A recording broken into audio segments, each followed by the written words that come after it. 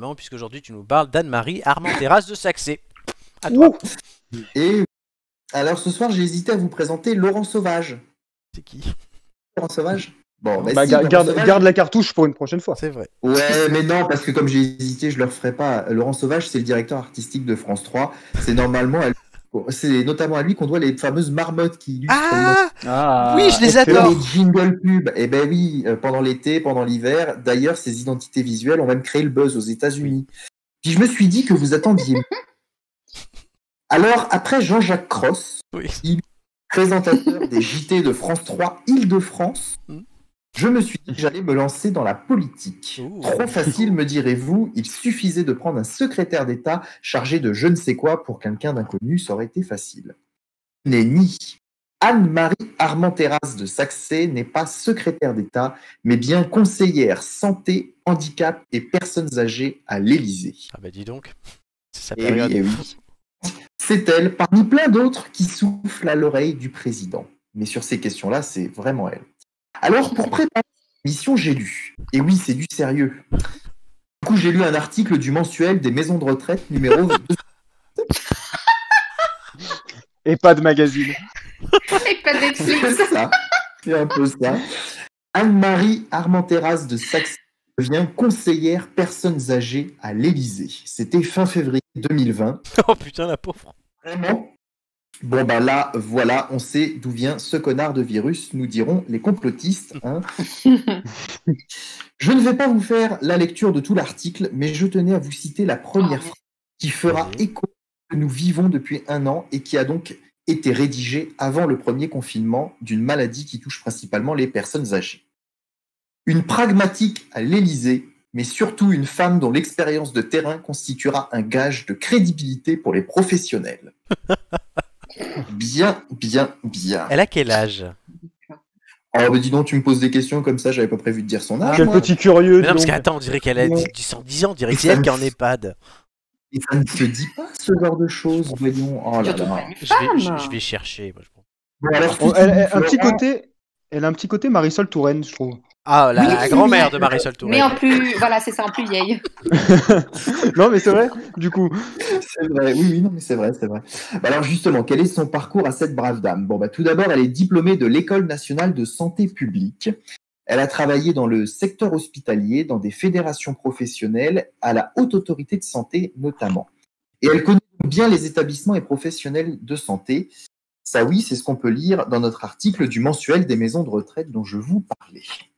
J'en profite pour faire un petit décryptage, ceci dit, et blague à part, qui vaut pour bon nombre de spécialistes que l'on voit dans les médias. Oui, elle a fait une école de santé publique, oui, elle a travaillé dans des administrations de santé ou représenté des établissements, mais non, ce n'est pas un médecin. Hein. Il faut donc toujours faire attention au titre des personnes qui sont interrogées. Son métier, c'est précisément de gérer des systèmes de santé, mais en aucun cas d'être auprès des patients, de faire des diagnostics ou de soigner. Hein. Soyons bien clairs là-dessus. C'est une politique de l'ombre, en quelque sorte. Ce serait la seule qui serait plus vieille que les patients. Ça se trouve, elle est déjà morte, on n'a pas fait gaffe. Oh, franchement. Ah bah j'espère que tu as vérifié quand même. Oui, j'ai vérifié, le site de l'Élysée semble à jour. Après, à ce poste-là. Parce que bon, j'imagine bien qu'on serait pas qu'elle était partie. Bref, revenons à nos pangolins. Revenons à nos yeux. C'est ça. Après une vacance de son poste pendant plusieurs semaines suite au départ de sa prédécesseur, alors même qu'une épidémie allait frapper le pays, oui, Mediapart et Valeurs Actuelles s'en sont donnés à cœur joie sur cette nomination tardive. Bah oui, ça faisait plusieurs semaines que son prédécesseur était parti et elle n'était toujours pas nommée. Et pour savoir ce qui allait se passer ensuite, eh bien Anne-Marie est arrivée à l'Élysée. Bah oui, normal. On dirait putain, un petit générique de Zorro derrière, ça serait parfait. J'ai pas ça. J'ai pas ça. Ou comment, avec un conseil scientifique, on a... Ah oui, bah ça. On a dû faire cette épée là, dis donc. Avec un conseil scientifique, on n'a finalement jamais entendu parler d'elle. Même Florent, pour préparer cette émission, je lui ai demandé, il m'a dit non, je connais pas. Ah oui, c'est vrai en plus. Oui, pourtant, il en connaît du monde dans ces appareils. Il est vraiment plus charmant d'avoir Jean Castex, Olivier Véran, Bruno Salomon. Non, pardon, Jérôme Salomon Oui, j'ai à l'écran pour les conférences de presse. Et voilà, au moins, vous connaîtrez une personne de plus. Ça ne m'empêchera pas de me demander à quoi peuvent servir tous ces conseillers, et ils sont nombreux à l'Élysée comme à Matignon, alors qu'il y a des ministères. En tout cas, on envoie le résultat sur les masques, le confinement, le couvre-feu, les tests, les vaccins. Si on a encore un peu de temps, je peux vous parler de Cyril Mourin, conseiller sport à l'Élysée, ou de Maxence Barré, conseiller politique, ou Kittery Le Maçon. Je connaissais même pas ce prénom. Si, ça, j'ai déjà entendu parler d'elle. Oui, je me suis dit que dans le lot, il y en aurait peut-être un que tu aurais entendu parler. Donc, elle est conseillère technique presse nationale. Exactement. Non, vrai, vous n'avez pas le temps? Bon, je m'arrête là alors. Donc, merci Nicolas. Alors c'est bien parce que toutes les 2 semaines dans cette émission, on présente un personnel ministériel de santé ou gouvernemental.